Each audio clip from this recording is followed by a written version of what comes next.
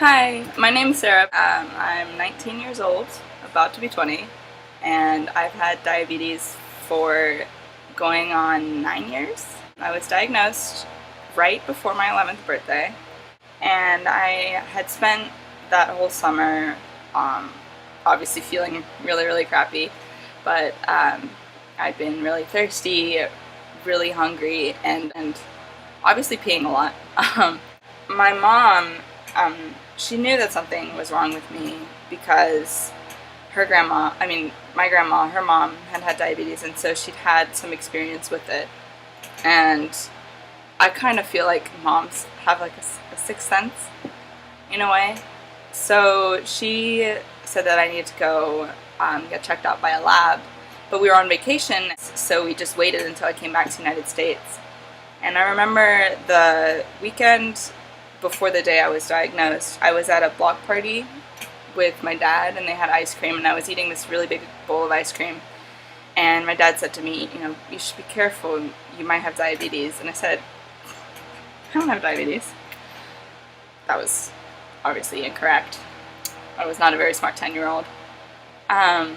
So that Monday, I remember it was a Monday, September 12th, and I had a math placement test.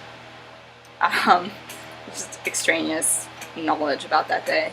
I went to the doctor with my dad, and the first thing that she thought when we described to her all my symptoms was that I was bulimic, and that was kind of a distressing conversation. But then she did like a ketone test. I peed in a cup and she tested it, and she told us that I had to go to the hospital. I just remember it hitting me like this knowledge that I had this new disease, and all that I knew is that my grandma had passed away from complications of it, and that it was a fear that was really present in my mom's mind.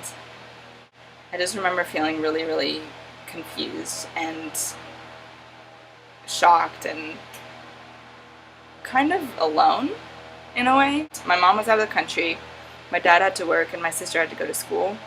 So I spent the whole week, that I spent in the hospital when I was diagnosed, I was completely alone for the most part during the day, other than when the nurse came by to check my blood sugar to give me insulin. I started doing shots by myself in the hospital, and I went home because it was only 4 days before my birthday, which is the 16th. When I went home, there were all these cards for me, and I remember sitting on the floor in my family's living room and looking through all the cards, and half of them were get well soon cards, and half of them were happy birthday cards. And then I just started crying, and I don't really think I even knew why, but I just started crying and I couldn't really stop. All in all, not one of my better birthdays. And I went back to school and started going to the nurse, which was kind of an adjustment from my daily routine. But the first time I went into the nurse at lunch to check my blood sugar, this girl came in, and she was already friends with the nurses, and she was, at that time, she was just really excited and a really cool person. Like, you just notice immediately when she came into a room. And she started checking her blood sugar, and her name was Naomi, and that's kind of how we became friends, through that one day that we met in the nurse's office. So all through middle school, we were really close. We're still really close.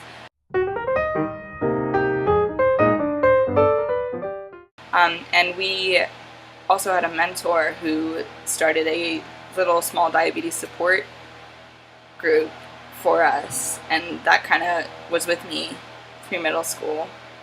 And it was really great. Naomi went to a different high school than I did, and I was kind of like alone in navigating high school and not really talking about my diabetes that much.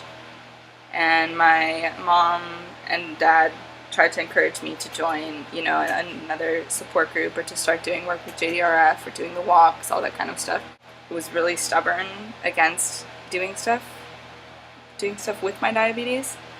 And I also just was going through a really rough time in terms of management, and being really angry about everything that was going on with me. And I stopped taking care of myself.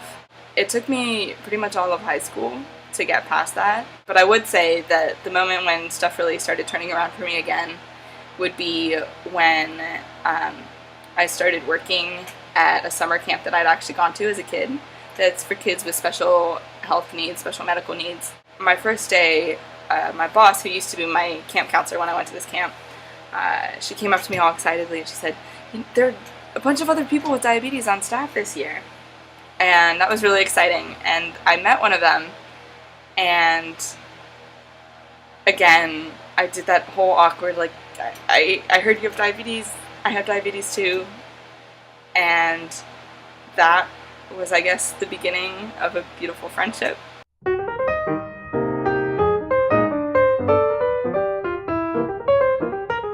Her name is Carrie, and we've been friends now for, I guess, two years, and we work together each summer, but not just in the summer, during the year.